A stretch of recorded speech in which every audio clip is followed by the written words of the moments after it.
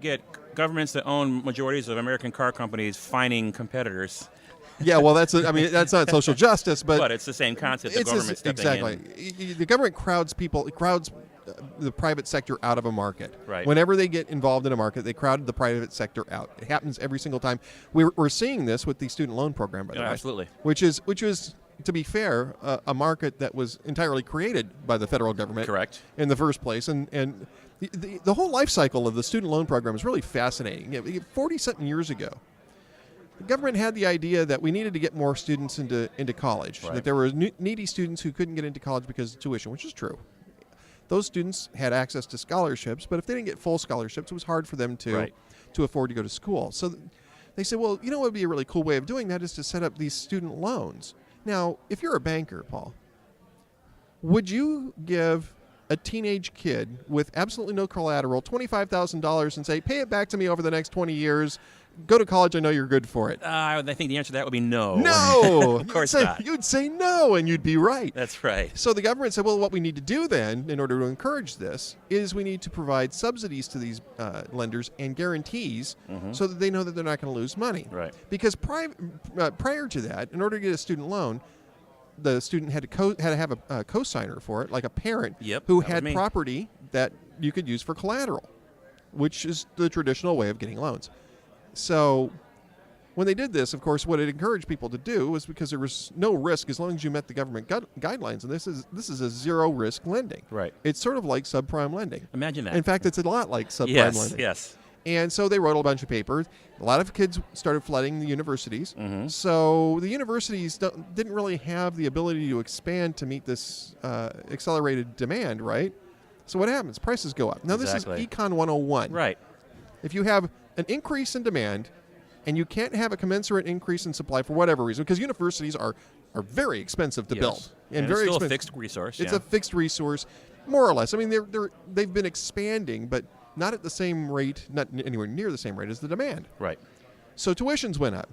So what happened when tuitions went up? Well, they had to issue bigger subsidies and bigger guarantees because you had to have more students, getting the loans. And so when that didn't really pan out, the federal government said, well, look, we're still not seeing enough of these students getting loans. Right? So what we need to do is we need to start our own loan program, the federal government loan program. This is called the DL, the direct loan. Okay.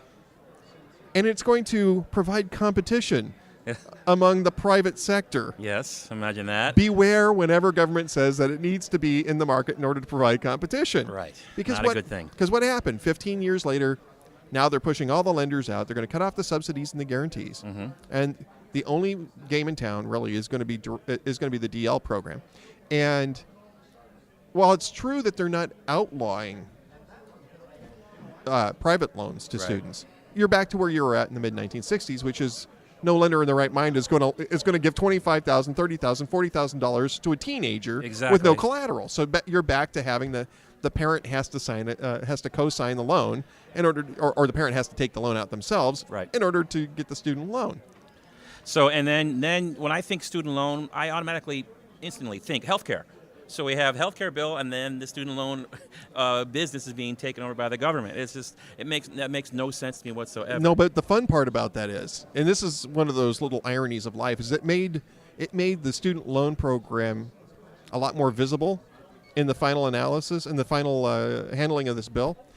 And since the student loan program is a really great microcosm of what's going to happen in the healthcare system, if they end up putting in a public option, now we have them tied together. So no one can argue after this point, well, they're not related. Well, you related to them, Democrats. You made it that way. You wrote it in law that you didn't read. Someone wrote it, but they wrote it without reading it, and they made it law. Thank you very much for that. Yes, that's helpful, isn't it? So yeah, it is. So I think that the churches in general, the Catholics, this is my personal perception as a Catholic, we get beat up a lot. We're kind of like the adopted or the stepchild of the Christian religions. It seems, at least in Texas, it's that way, where we're kind of made fun of more and poked fun of. But if you look at the giving around the world and the concept of tithing, Christian organizations or religious organizations in general in the West, I think, I've not done studies on this, have given more to the poor in the world than any private institutions anywhere. But again, for example, the concept of tithing, giving 10% of your income. I don't know how many Catholics actually give the true 10%,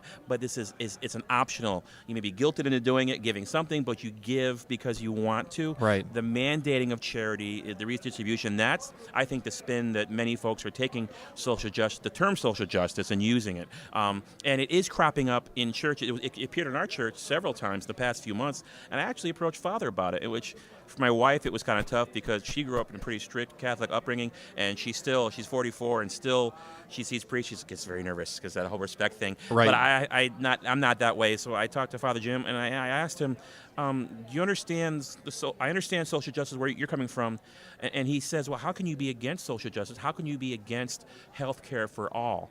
And I said, well, there's a lot of details I don't think that you're aware of, Father. And he, of course, comes back with a very valid answer. This is true. I've got a pretty busy schedule every day, and I don't have the time to research the issues deeply like I'd like to. But at the surface, from what the things that I do hear in the media, it seems like it's a noble and just cause, and I feel like I have to support it. So it's almost like a kidnapping or hijacking of the churches, taking advantage of their tight schedules and inability to learn the truth, that they can say, yes, let's promote social justice. And people in church hear the term social justice, and most folks are politically apathetic, and they're not going to do research, so they think, well, Father said social justice is good, and I see the president saying that social justice is good, but they're two different concepts, and it just kind of dilutes the audience. And one of my goals is to kind of educate our specific church in San Antonio, St. Francis. Well, when you're done, educate mine, because I have the same problem with my parish.